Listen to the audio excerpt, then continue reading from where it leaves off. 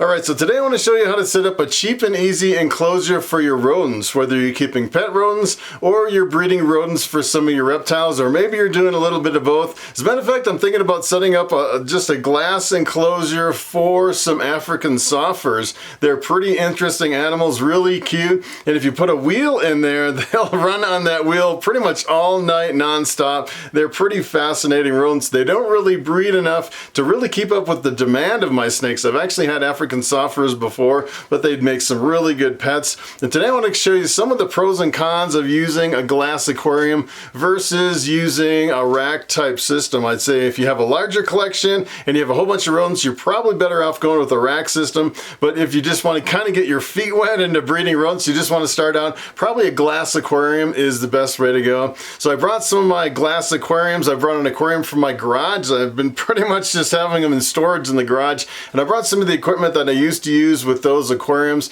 and I want to show you some tips and tricks for keeping rodents in glass aquariums. Alright, so I just dug this out of my garage. This is what I used to keep my rodents in before I moved them over to my rodent rack. This is like a 20-gallon critter cage. I actually have some bigger ones that are like 40 gallons. And let me tell you, those big 40 gallons are really heavy. This one is probably the biggest size that's really manageable. A really good size for rodents. And the thing I like about this is that the top is a screen top. It clips on here and it keeps it secure with those two little clips, and it slides right off. And on the bottom of the lid is a metal screen. It's a screen that the rodents can't chew through, and it's actually like a window screen, so you're not going to lose anything on this screen. There's no little rodents that are actually going to go through the holes on this. It really completely contains the rodents. That's the one thing I really liked about it.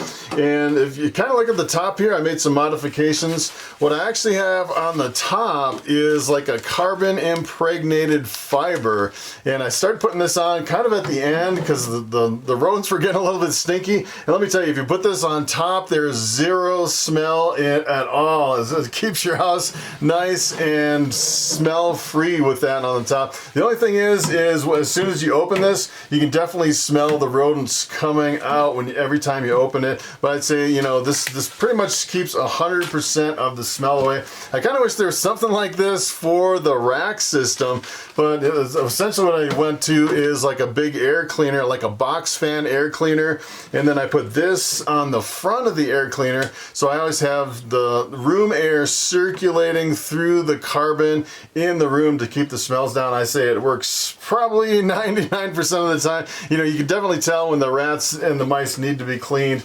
It's not as scent free as something like this. Probably one of the biggest advantages of doing the setup like this is it's completely scent free.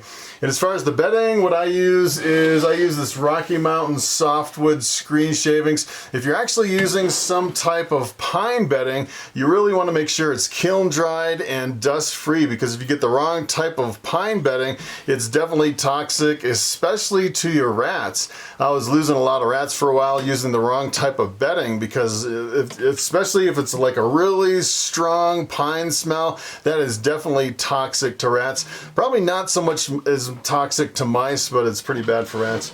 As far as the amount of bedding I put in there, you can kind of see I put a little bit in there just kind of to show you how much was in there. Just enough to cover the bottom. I wouldn't get too thick where the rodents could dig through it, but I didn't have it too thin where the bottom would get really dirty. Just a little bit on the bottom.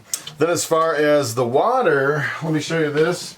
This is what I use for the water. I use a little water bottle, and originally I went with plastic. And the problem is with plastic is the rodents can chew through the plastic and then start draining the water out of the bottle. I finally went to the glass bottles, and then I put Velcro on the bottle and Velcro on the tank. So what I do is I just put it right there on the side of the tank. That's perfect for water. It fits right in there. It's super simple.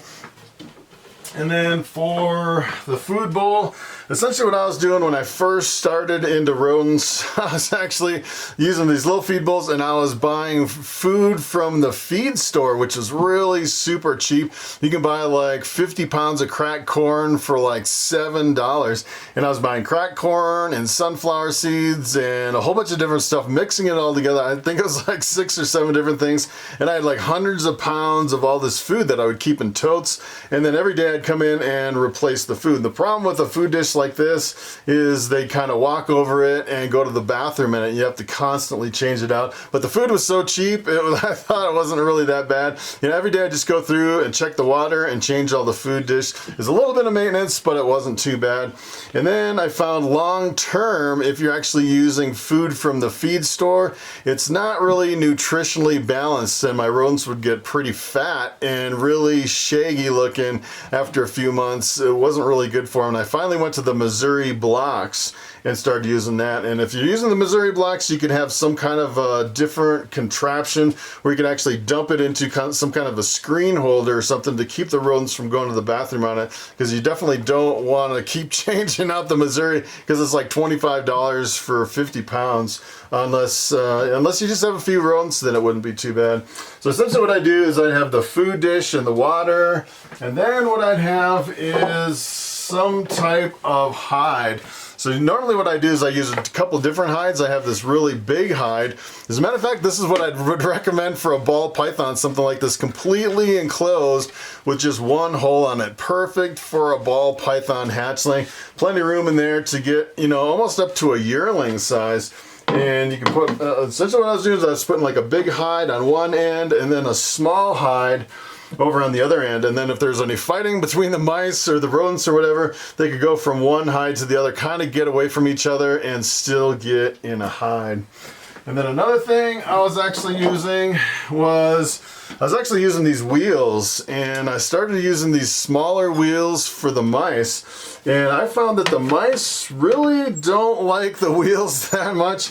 But I was using this big one here for African softers. Let me tell you, if you have a big wheel like this, and with African softers, they will run this thing until the hinges wear out. It's kind of crazy how they just love it. And it seems like regular mice and rats, you know, once in a while they'll go on one of these, but they don't really wear it out like an African softer. It's pretty crazy. And then some people actually say that you should have a different kind of a wheel where something couldn't get stuck in here. They have different types of wheels that are a little bit safer, but I've never had a problem with this. I've never really had, you know, a rodent die or get injured from this type of wheel. It worked really well for me. And it's pretty funny, if sometimes they'd run on it, and sometimes they'd knock it over and they'd all kind of jump on it thinking it was going to upright itself, and I'd have to come in here and set it up. And those African softers would go crazy over the wheel. So another thing that's kind of cool is if you have some mice in here, say for example, if you put some mice in here, and let me see if I have some mice here. I can kind of show you kind of I'll reach over in my rack here and get some mice. So this is what I keep them in now. I keep them in my rack in a tub like this. So for example, if you put some mice over here in your enclosure like this, put a couple mice in here, and you can see these mice are it's kind of funny because you have so many mice in here that it gets to the point where, you know, maybe you'll have like 5 or 6 mice in there, and that's pretty much the maximum amount of mice that you can have in an enclosure like this. But there's actually ways to increase that by, I'd say, 3 or 4-fold as far as getting more mice in here. And the way to do that is to make a 3-dimensional enclosure. And the way you do that is to take crumpled up newspapers and put them all on the top, like over here. As a matter of fact, what I would actually do is I'd take out the hides when I was using newspaper. I'd take out the hides, and then I'd move the bowl over here by the water, and I'd fill the whole thing over here with crumpled up newspaper. And essentially what that would do is not only do you have mice on the bottom, but you have mice on several layers all through the newspaper. So now instead of having maybe 5 or 6 mice over here, you can have like 10 or 15 mice, and they're all crawling through the newspaper on multiple levels all through the tank. So it's almost like an ant farm, except you're using mice instead of ants, obviously. But you know, with the newspaper, you can vastly increase the amount of space.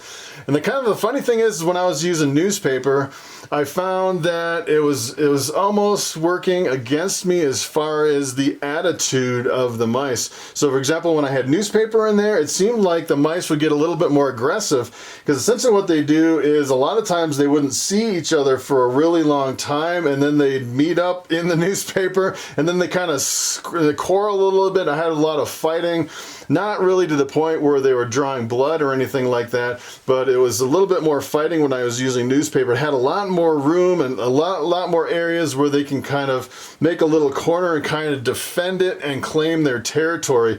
Versus if I have a tub like this, it's kind of weird, because if you look at this, it seems like they don't really have a lot of enrichment as far as the mice. But let me tell you, there is zero fighting in a tub like this. The attitude between the mice in a tub versus an enclosure where you have a lot of places to hide is like day and night. It's kind of interesting, but you can, if you're really trying to put a lot more rodents into an aquarium like this, you could definitely use newspaper to really expand the number of rodents that you can put in the enclosure. Alright, so here's another type of hide that I was using for a while, and this was the clear plastic hides, and they worked pretty well. I would say they didn't really like them as much as the completely darked out hides. I actually had these in here along with the dark hides. It seems like they were always in the dark hides instead of these plastic hides with the mice. But the funny thing is I found, especially if I use these, I don't know if this will fit in here, I was using these for the bigger enclosures, the really big 40 gallons. And let me tell you, the rats absolutely love this plastic hide. They love to sit on here just up above everything and just kind of fall asleep. It's almost like a little couch or something up here where they just kind of hang out on top of the hide. This is really awesome for my rats. I really liked having these, just one of these over here, and then I'd have a dark hide over on the side. The problem is you can't have too many hides in these enclosures because there's limited space in here. But I'd say if you're doing rats in a bigger one, you should definitely consider going with a bigger plastic hide like this. Another thing I should mention about those glass enclosures, you can actually get cut. And as a matter of fact, one of the biggest things that I was always afraid of when I started using glass is that I was going to drop it and there was going to be glass all over the place. Believe it or not, I took a pretty big cut, and one of them was hardly even broke. I didn't even know it was broken. Essentially what happened is right on the corner, it looks like I just kind of chipped it on something. A tiny little piece of glass got chipped off of a corner about halfway down in the glass enclosure. And usually when I'm carrying them, I grab them by the corners when I'm moving them around, and it actually slipped down in my hand, cut me right down the center of the palm of my hand. Pretty bad cut. One of them was pretty much unexpected. I didn't think I'd get cut by one of those, you know, unless it was really broke. It really surprised me that I got cut. You have to really be cautious of little chips along the corners. I'd say probably if you chip one, you probably want to get rid of the tank or be really cautious, maybe wear gloves when you're handling those enclosures. Another thing you want to keep in mind is if you're breeding mice, it's completely different than breeding rats, and it really comes down to the male-female ratios. If you're breeding mice, you really only want one male per colony or per tank. You definitely don't want two males together. As a matter of fact, if you start growing up all the little hopper mice and they start aging a little bit, you'll kind of hear them when they start maturing that all the males will just start fighting really bad. Sometimes they can almost fight to the death. It's really pretty gruesome. As a matter of fact, when I first got my feeder mice, those white mice, I got them at a pet store and they got them from a breeder. And essentially what they do is they take all the mice, the males and the female adults, and they throw them all in these bins, kind of cram them all together. And when I first bought those mice, let me tell you, they were like, oh, they were really shredded. Some of them were actually bloody. It was pretty bad. They were all really in rough shape. And it really comes down to you only want one male per tub or they can fight super bad. And I would say probably the biggest thing you really have to keep in mind is if your mice start smelling really bad,